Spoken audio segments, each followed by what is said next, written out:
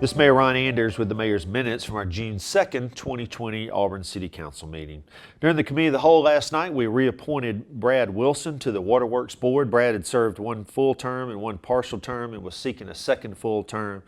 Brad's done an outstanding job. He's been an outstanding leader for the Auburn community for many, many, many years. He certainly comes from a family that has served Auburn well, and we're proud to reappoint Brad to the Waterworks Board and look forward to his service. Then we had a discussion about a couple of future Planning Commission appointments. We do have two positions that will be open on the Planning Commission that will be appointed on July the 21st to begin serving in August. One of the positions that's open, the incumbent would like to be reappointed. They have served one term. We talked about this 2 weeks ago. And so we discussed last night suspending our rules so that the incumbent does not have to go through the interview process. They would still have to fill out an application. And so eventually the council discussed that last night and voted to suspend the rules for that particular appointment. Then the second appointment is an individual who does not want to seek a second term. And so we will go through our new set of our new policy where there'll be an application process.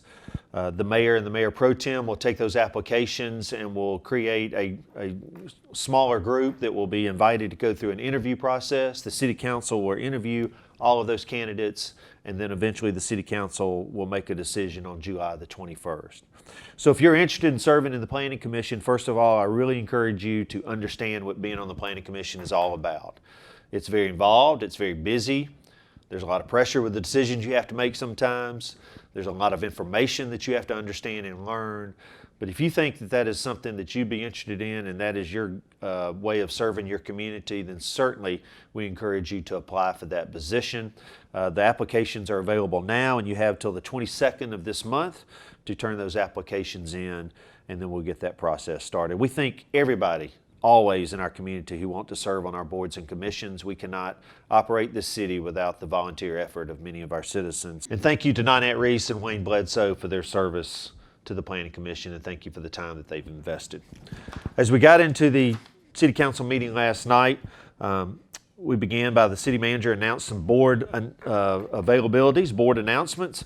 We've been holding on to many of these because of the COVID-19 situation. The governor had asked us to streamline our agenda to only go through the types of decisions that we needed to keep the city running. So we've shelved all of these board announcements and board decisions until we could get to a point where we can make these announcements and make these decisions in a more normal setting.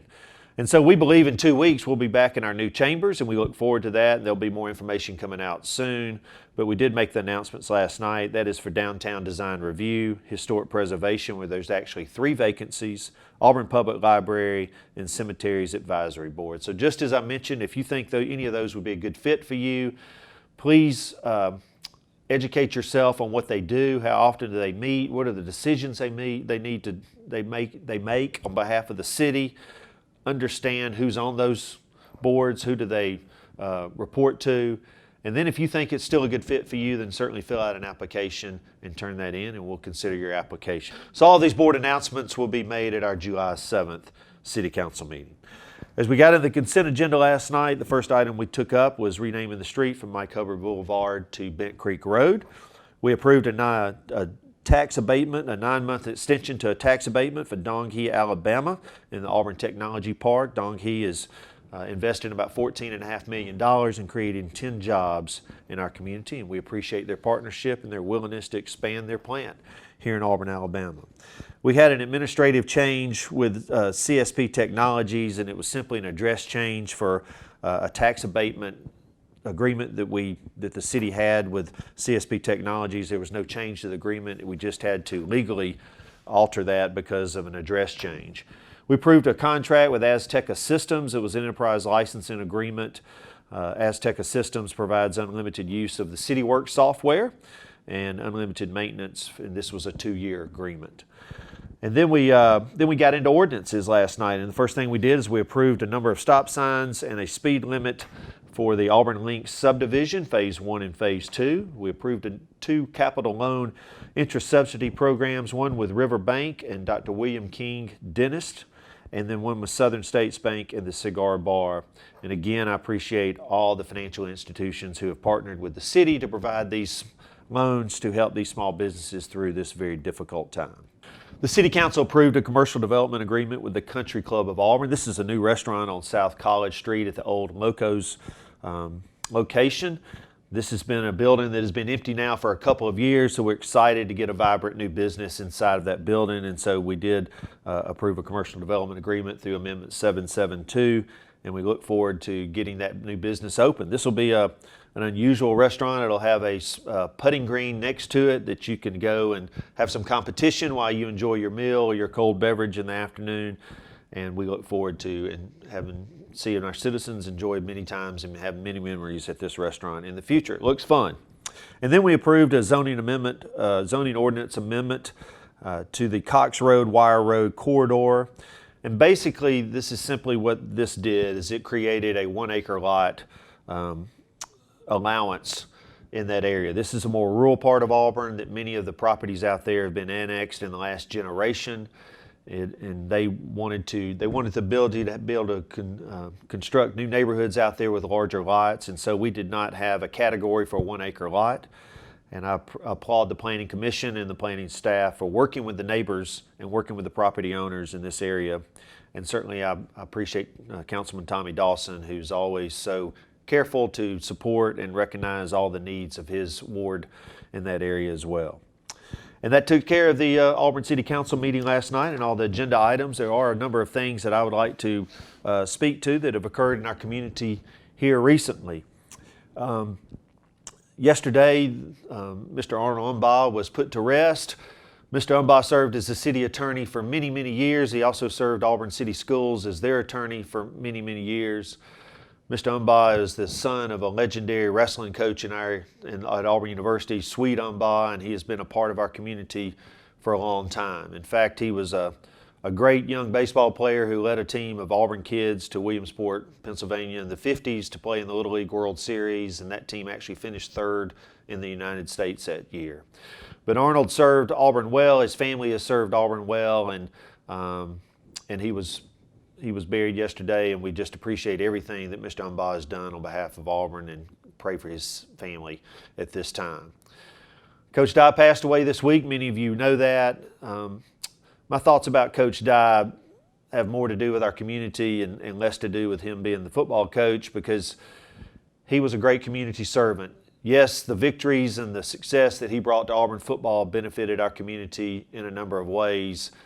He brought the Auburn-Alabama game to Auburn, which is one of his greatest legacies, because that's a weekend that is so significant to the economics of our community. Many people, now that it's on Thanksgiving each and every year, they spend multiple days in our community, and it just means a lot to Auburn. But what Coach Dye did is he gave our community some pride and some confidence. When he showed up in the early 80s, Auburn was a struggling community. We were a struggling university. And Coach Dye was one of a group of leaders that include former Mayor Jan Dempsey and former city manager Doug Watson, that came to Auburn and really has changed Auburn. And in my opinion, Auburn has only looked forward since that day. But Coach Dye told us to be determined and to quit worrying about what other people were doing and to focus on what Auburn could do to get better. He was a great liaison of all things to do with Auburn. Once he retired, he hosted many events at his property and was happy to help raise money for those causes that he believed in. So we thank Coach Dye for not only being a great football coach and putting Auburn football on the map, but for also being a great citizen of our community. This past Sunday, we had a very unusual event to occur in our community. Certainly as we turn on our televisions at night and look at our social media during the day, we see the word protest and we see negative pictures. We see negative situations where there's property that's been damaged, there are people who have been hurt. What happened in Minnesota is appalling, and frankly, it's disgusting. And justice will be served to the people who committed that crime. I'm proud that the people of Auburn who feel burdened by this, who are emotional about this, who have concerns about our world, got together in a peaceful environment and expressed those concerns and expressed those frustrations in the right way. You could tell that they care about our city. They wanted to do this in a way that was respectful to those who have suffered and those who have died, but they also wanted it to be in a way that was representative of our community. And so I thank all of those who were leaders last Sunday, that had influence in the gathering that occurred in downtown Auburn. I thought it was one of Auburn's best days ever.